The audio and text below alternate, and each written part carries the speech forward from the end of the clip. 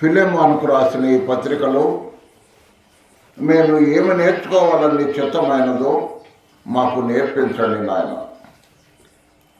సహాయం చేయండి. నీ ఆత్మ ద్వారా మమ్మల్ని ఈ దీనదాసుని నడిపించండి. ఆలోచనలు తలంపులు నీవిగా ఇచ్చి మాట్లాడించండి. అప్పుడు మాకు క్షేమము, ఆదరణ, హెచ్చరిక, దిద్దుబాటు కలుగుతుంది. ప్రేమతో చేర్చుకున్న నీ దాసురాలు ఆరోగ్యం చక్కపరచండి, బిడ్డలను దీవించండి, సహాయం చేయమని ఇంకా రావాల్సిన మా ప్రియ సహోదర సహోదరుల కొరకు ప్రార్థన చేస్తున్నాం. త్వరగా రాచేయండి. వచ్చిన వారిని బట్టి నీకు స్తోత్రం. సహాయం చేయమని యేసుక్రీస్తు వారి అతి శ్రేష్టమైన నామమున స్తోత్రములు, కృతజ్ఞతాస్తుతులు చెల్లించి ప్రార్థన చేసి వెళుతున్నాము తండ్రి. ఆమేన్. ప్రభునందు ప్రియ సహోదర సహోదరులారా, ఈ రాత్రి మనము అపోస్తలుడైన పౌలు ఫిలెమోనుకు రాసిన పత్రికలో ఒకే అధ్యాయం పత్రిక 4వ వచనం నుంచి చదువుకున్నాం. పౌలు ముందు ఫిలెమోను గురించి అతడు రాస్తున్న మాటలు గమనించండి. నీ ప్రేమను గూర్చి. ఫిలెమోను ప్రేమించే సహోదరుడు. ఎవరిని ప్రేమిస్తాడు? ప్రభు అయిన యేసు ఎడలను, సమస్త పరిశుద్ధుల ఎడలను అన్నాడు. ప్రియులారా, గమనించాల్సిన విషయం ఏంటంటే, ముందు దేవుణ్ణి మనం ప్రేమించాలి, తర్వాత పరిశుద్ధులను. మన జీవితాల్లో మనం ఎవరిని ప్రేమిస్తున్నాం? ముందు కొంతమందికి శరీరము ముందు ఉంటుంది. శరీరాన్ని ప్రేమించి తర్వాత దేవుడు అంటాం. మరికొందరు భర్తను ప్రేమిస్తారు, కొందరు భార్యను ప్రేమిస్తారు, కొందరు పిల్లలను ప్రేమిస్తారు. ఇవన్నీ ఏంటంటే, దేవుని కంటే దేన్ని నువ్వు ఎక్కువగా ప్రేమించినా అది విగ్రహారాధనే. దేవుని కంటే దేన్ని మనం ఎక్కువగా ప్రేమించకూడదు. ఒక్కోసారి మనకున్న పిల్లల్లో ఒక అమ్మాయిని ప్రేమిస్తాం, ఒక అమ్మాయిని ప్రేమించకుండా ఉంటాం. అది కూడా ఉంటుంది. అది కూడా తప్పే. దానివల్ల పిల్లల మధ్య భేదాలు వస్తాయి. అది మనము ఏశావు యాకోబుల జీవితాల్లో మనం చూడవచ్చు. కాబట్టి నీ ప్రేమను గూర్చి ప్రభు అయిన యేసు ఎడలను అన్నాడు. ముందు మన కొరకు ప్రాణం పెట్టి రక్తము కార్చి చనిపోయి సమాధి చేయబడి మనల్ని నరకాగ్ని గుండాన్ని తప్పించిన ప్రభు అయిన యేసును మనం ప్రేమించాలి. అమ్మా, ఎవరిని ప్రేమిస్తున్నావు? సహోదరుడా, ఎవరిని ప్రేమిస్తున్నావు? ముందు యేసయ్యను ప్రేమించాలి. యేసయ్యను ప్రేమించడం అంటే ఆయన ఆజ్ఞల ప్రకారం నడుచుకోవటం. యోహాను సువార్త 14:23, ఒకడు నన్ను ప్రేమించిన ఎడల నా ఆజ్ఞలను గైకొను. కాబట్టి యేసయ్యను ప్రేమించే వాళ్ళమైతే ఆయన ఆజ్ఞలను గైకొనాలి. రెండవది, సమస్త పరిశుద్ధుల ఎడలను. కొందరిని ప్రేమించటం, కొందరిని ప్రేమించకపోవటం కాదు. సమస్త పరిశుద్ధులను ప్రేమించాలి. మీరు ఏకూజామున నా ప్రార్థన మీరు వింటారు. ప్రభువు నాకు నేర్పిస్తున్నది ఏంటంటే, నా ప్రార్థనలో బ్రదర్నోళ్ళని కానీ, లోదర్నోళ్ళని కానీ, ఎల్ఏఫ్ వాళ్ళని కానీ ఎవ్వరూ నాకు తేడా లేదు. క్రీస్తు రక్తముతో కడగబడిన అందరూ మన సహోదరులే. కాబట్టి అందరినీ ప్రేమించాలి, అందరి కొరకు ప్రార్థన చేయాలి. గమనించారా ఈ మాట? కాబట్టి ముందు ప్రభువును ప్రేమించాలా, ఆ తర్వాత సమస్త పరిశుద్ధులను ప్రేమించాలి. మూడోది, నీకు కలిగి ఉన్న విశ్వాసమును గూర్చి, నీకు కలిగి ఉన్న విశ్వాసం, దేవుడు నీకు ఏమిచ్చాడో ఆ విశ్వాసాన్ని మనం కలిగి ఉండాలి. ఇక్కడ నేను మీకు కొద్దిగా జ్ఞాపకం చేయాల్సిన ఒక మాట ఉంది. ఎఫెసీ పత్రిక 1:15 చదవండి. ఎఫెసీ పత్రిక 1వ అధ్యాయం 15వ వచనం. అపోస్తలుడైన పౌలు ఎఫెసీలకు రాసిన పత్రిక 1వ అధ్యాయం 15వ వచనం. ఈ హేతువు చేత ప్రభు అయిన యేసునందలి మీ విశ్వాసమును గూర్చి, అక్కడ అంకే ఉన్న వేసాడా?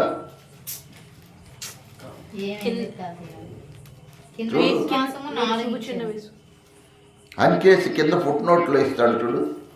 ప్రేమ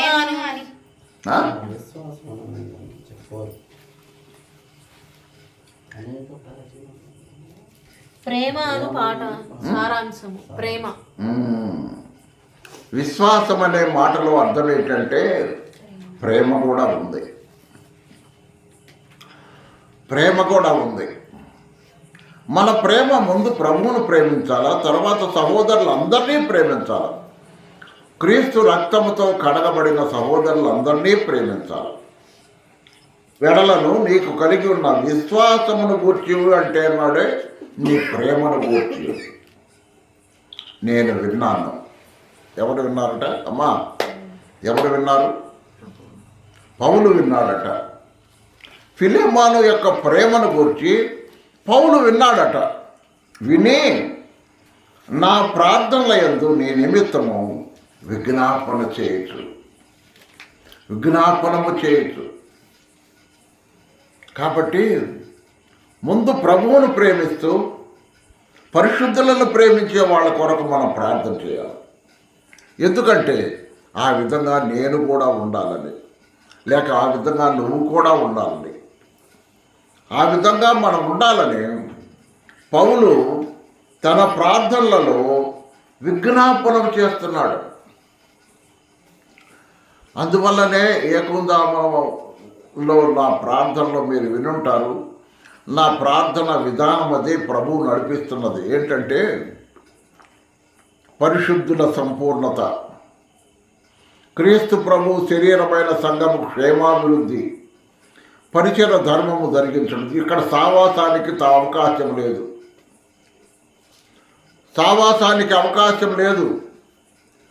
సావాసం ఏదైనా క్రీస్తు రక్తముతో కడగబడిన వారం అందరము పరిశుద్ధులమే. కాబట్టి అది మన ప్రేమ. నేను విని నా ప్రార్థనల యందు నీ నిమిత్తము విజ్ఞాపన చేస్తున్నాను. ఎందుకంటే నీవు ప్రేమ కలిగిన వాడవని. సహోదరుడు ప్రేమ కలిగిన వాడుగా ఉంటే, సహోదరి ప్రేమ కలిగిన వారుగా ఉంటే వారిని మన యొక్క ప్రార్థనలో జ్ఞాపకం చేసుకోవాలి. పరిశుద్ధాత్ముడు జ్ఞాపకం చేస్తాడు ఒకవేళ నువ్వు మర్చిపోయినా. గమనించావా? ఒకవేళ తోటి సహోదరుల యొక్క ప్రేమను నీవు మర్చిపోయినా పరిశుద్ధాత్ముడు జ్ఞాపకం చేస్తాడు ఆ ప్రార్థన సమయంలో.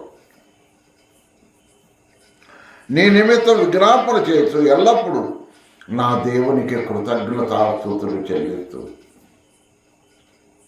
దేవునికి ఏం చెల్లిస్తున్నాడండి? కృతజ్ఞతాస్తుతులు. ప్రతి విషయంలో కృతజ్ఞతాస్తుతులు మనం చెల్లించాలి. ఎప్పుడు అక్కడ ఏమన్నా ఉంది? ఎప్పుడైనా ఉంది? ఎల్లప్పుడు. అది ఎల్లప్పుడు చెల్లించాలి.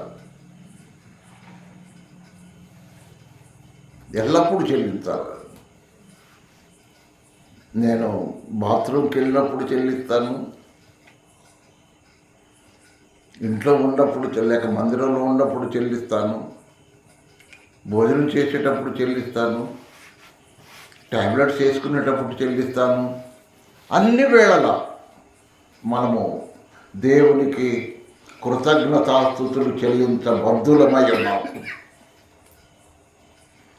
క్రీస్తును బట్టి మీ యందున్న ప్రతి శ్రేష్టమైన వరము విషయమై, యేసుక్రీస్తునందున్న బట్టి మీ అందున్న ప్రతి శ్రేష్టమైన వరము విషయమై దేవుడు ప్రతి ఒక్కరికి ఒక వరం ఇస్తాడు.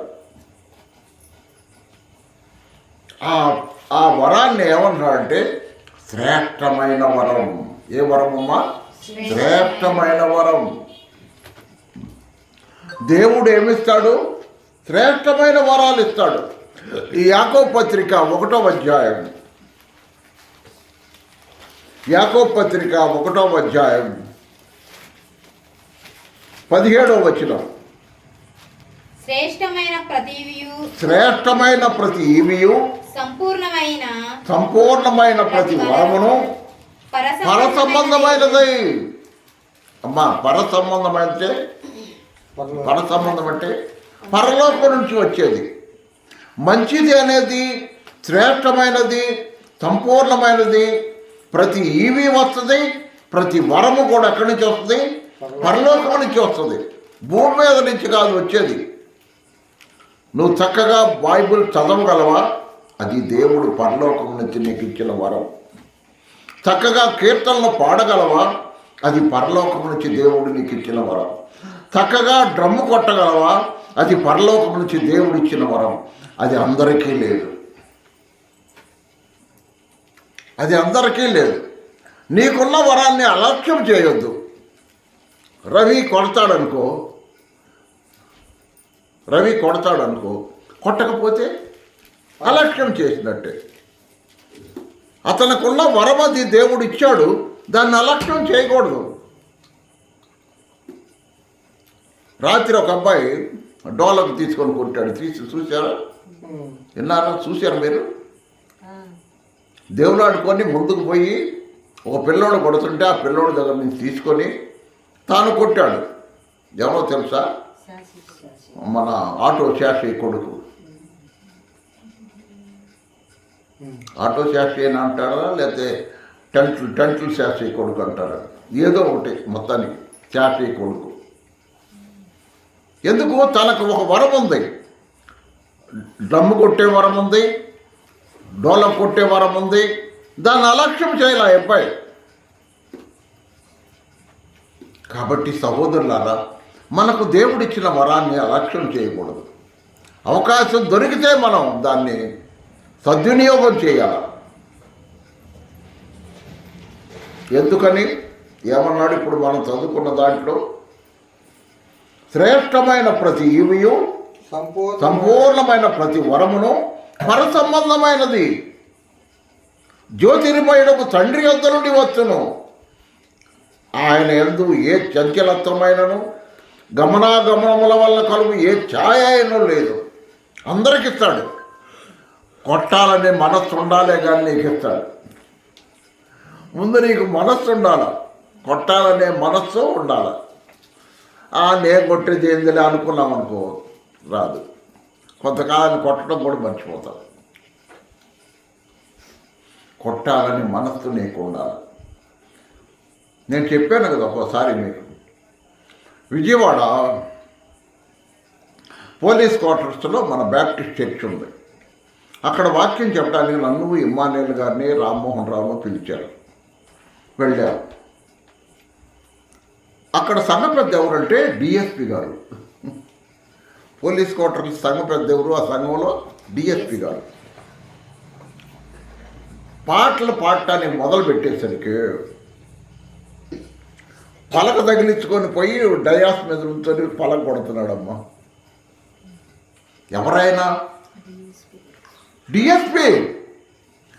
నేను డిఎస్పిని కదా, నేనెందుకు కొట్టేది పలక అనుకోలే. తనకు దేవుడిచ్చిన వరం అది. నా దేవుని సన్నిధిలో నాట్యము చేశారమ్మా దావీదు వంటి భక్తులు, దావీదు వంటి రాజులు దేవుని ఏం చేశారు? నాట్యం చేశారు. నా దేవుణ్ణి నేను ఏ విధముగా అయినా గలపడతాను అని నాట్యం చేశాడు దావీదు. సితారా వాయిస్తూ మందసం ముందు నాట్యం చేస్తూ భార్య చూసింది కిటికీలో నుంచి. ఎవరు? మీకాలు అనబడిన సౌలు కుమార్తె మొట్టమొదటి భార్య. సౌలు కుమార్తె కిటికీలో నుంచి చూసి ఇంటికి వచ్చాడు. దేవుని మందసం ఆడ పెట్టారు, తన కుటుంబాన్ని దీవించాలని ఇచ్చాడు. వస్తే మీకాలు అంది, ఏందయ్యా బజారోడు ఉన్నావా, గంతులు వేసినట్టు గంతులు వేస్తున్నావు, నువ్వు ఒక రాజు అన్న సంగతి మర్చిపోయావా? దేవుని సన్నిధిలో ఆ విధంగా చేస్తే అతను హీనపరిచింది, తన మనస్సులో హీనపరిచింది. మొగాలు కూడా ఉంది, ఏమని? నువ్వు రాజువై ఉండి మందసం ముందు ఆ విధంగా నువ్వు నాట్యం చేస్తూ పిచ్చోళ్ళ గంతులు వేస్తావా? నువ్వు రాజులన్న డిగ్నిటీ నువ్వు మెయింటైన్ చేయనువా అని మీకాలు తన మనస్సులో హీనపరిచింది.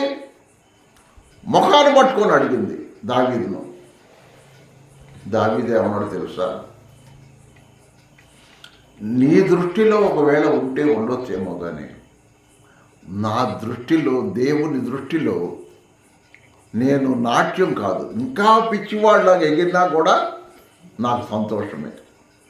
నా దేవుని ఎటు నేను పిచ్చివాడిలాగా ఎగిరినా కూడా నాకు సంతోషమే అని వెళ్ళిపోయాడు. ఏం పోగొట్టుకుందామా? దావీదు ఇచ్చే దీవెన పోగొట్టుకుంది, భర్త ఇచ్చే దీవెన పోగొట్టుకుంది.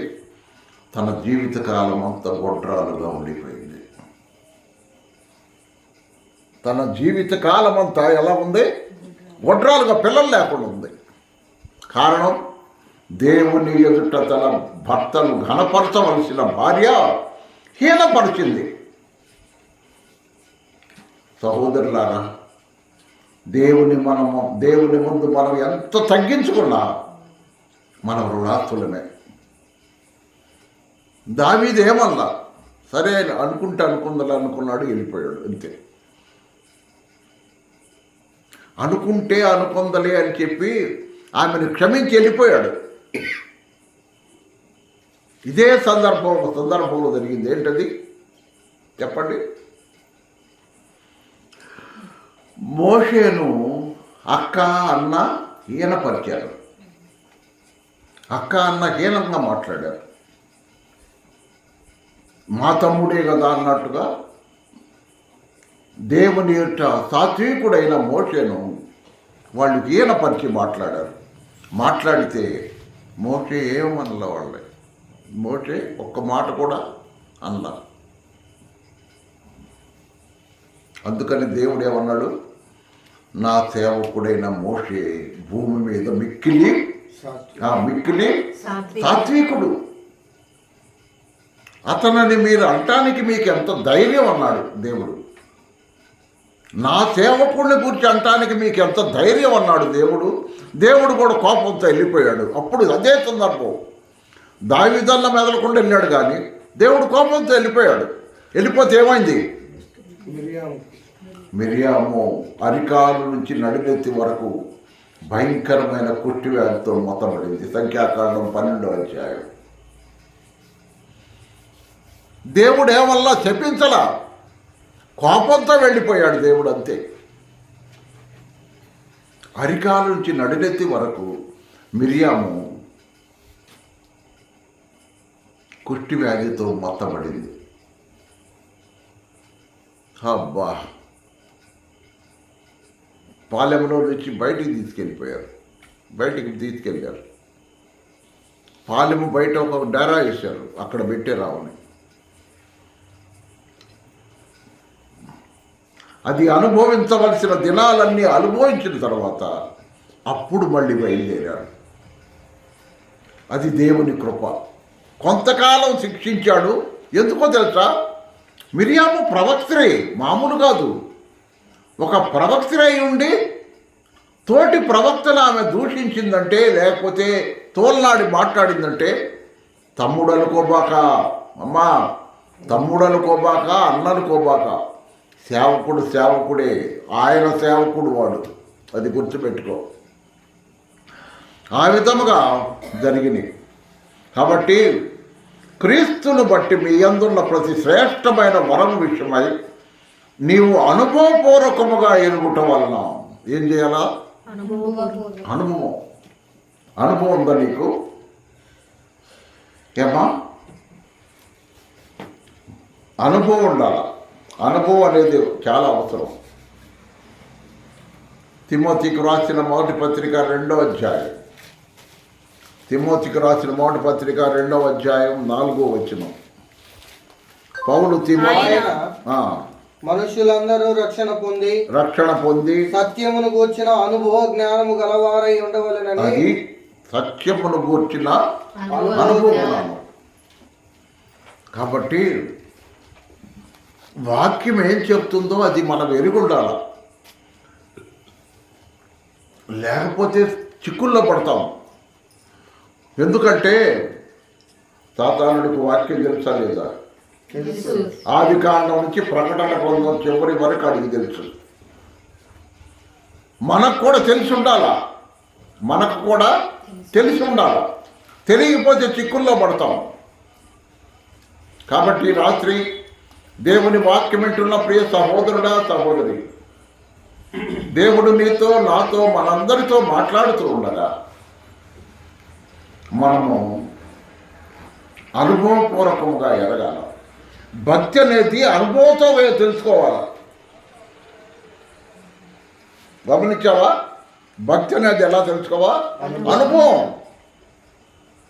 రోజు వచ్చిపోతే కాదు, రోజు రోజుకి నువ్వు భక్తిలో అనుభవం కలిగి ఉండాల. వాక్యములో అనుభవం కలిగి ఉండాల. నీవు అనుభవం పూర్వకంగా ఎరుగుట వలన ఇతరులు నీ విశ్వాసమందు పాలివారగుటనున్నది. నిన్ను చూసి ఇతరులు నేర్చుకోవాలా. అయ్యా అమ్మా, నిన్ను చూసి ఇతరులు నేర్చుకుంటున్నారా? నన్ను చూసి ఇతరులు నేర్చుకుంటున్నారా?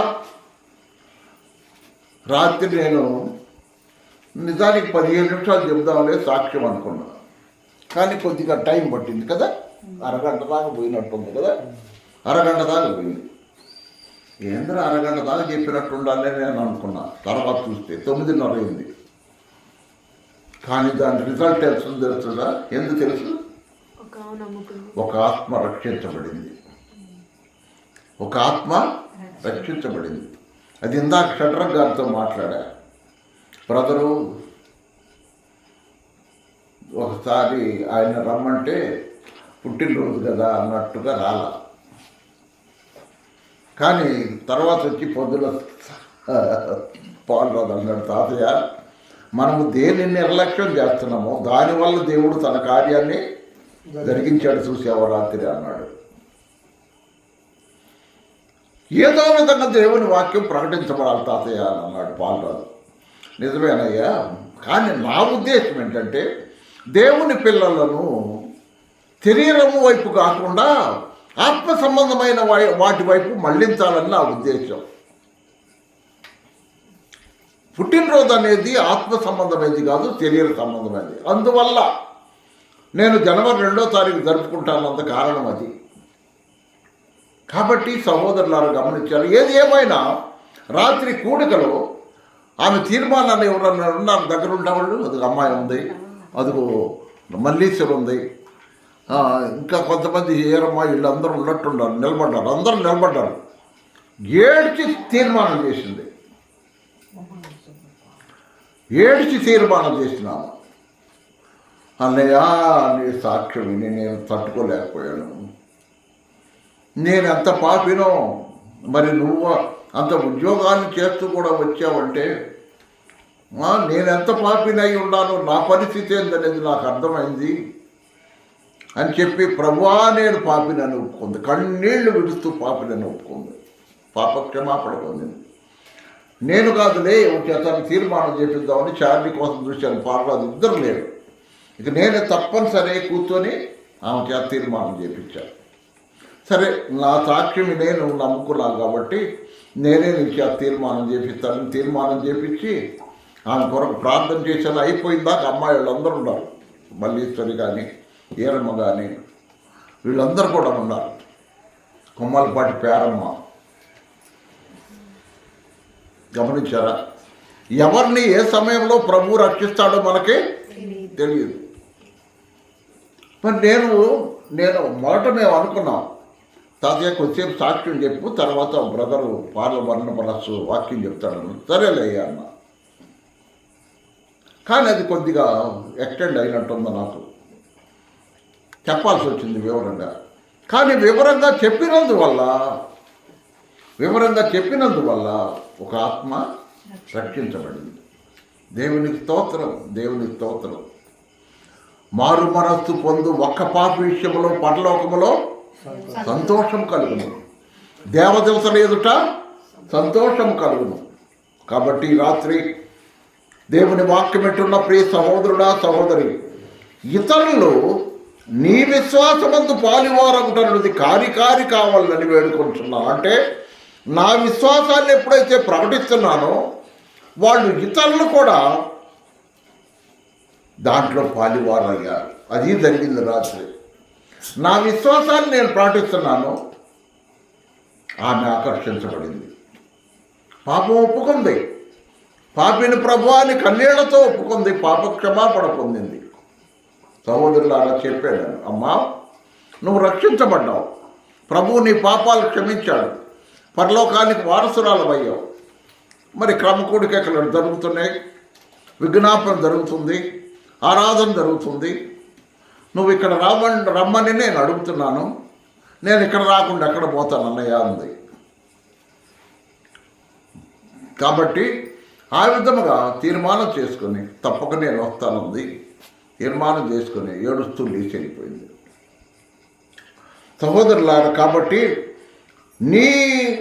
సహోదరులారా నీ విశ్వాసమునందు పాలువారవుటన్నది కారి కావాలని వేడుకొనుచున్నాను.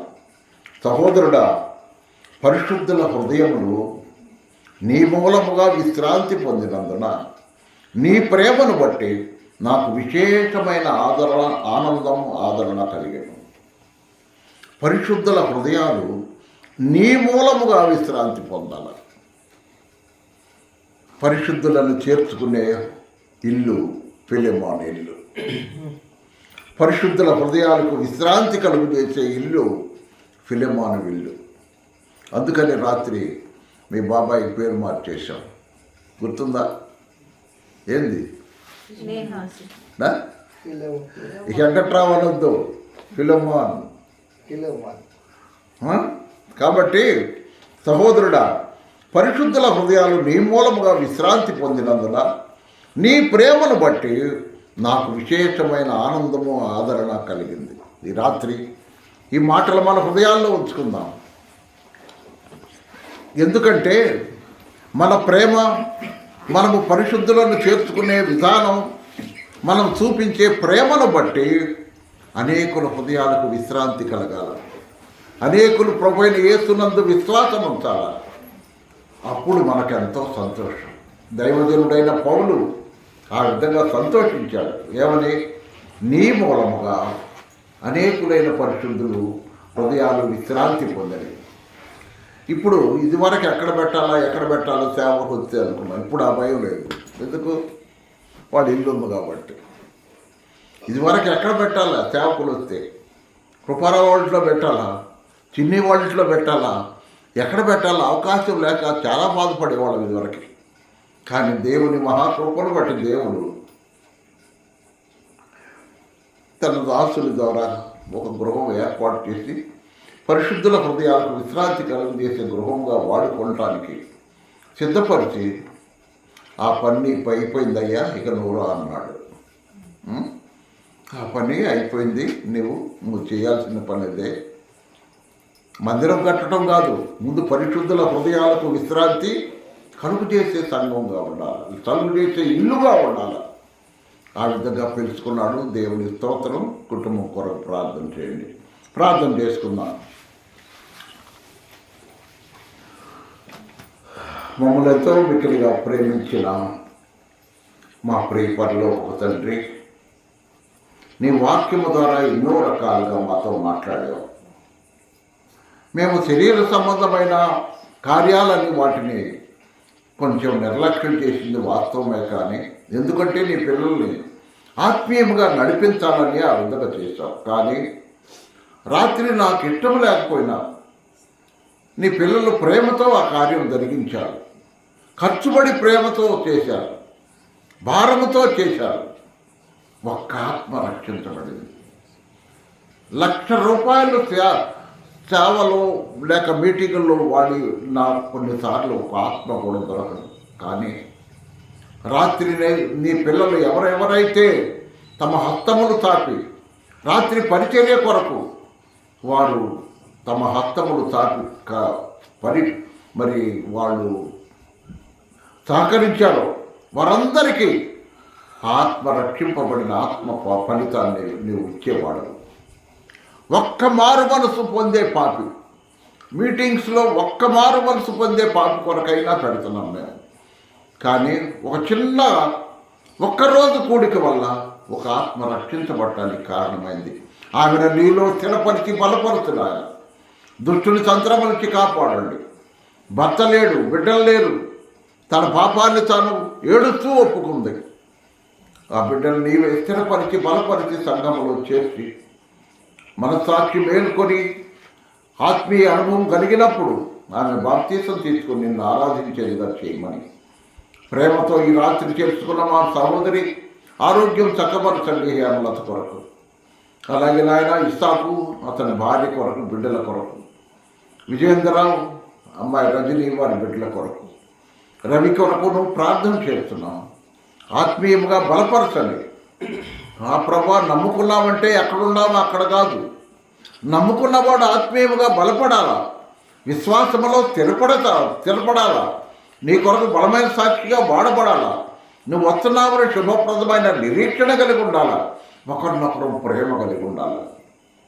ప్రభువా తప్పిపోకుండా కాపాడమని నీ కరుణా హస్తాలకు ఈ కుటుంబాన్ని అప్పగించుకుంటూ మా కొరకు త్వరగా రాబోతున్న రాజులకు రాజు ప్రభువులకు ప్రభు అయిన క్రీస్తు ప్రభు మహిమగల నామమున స్తోత్రములు చెల్లించి ప్రార్థన చేసి వెళుతున్నాము తండ్రి.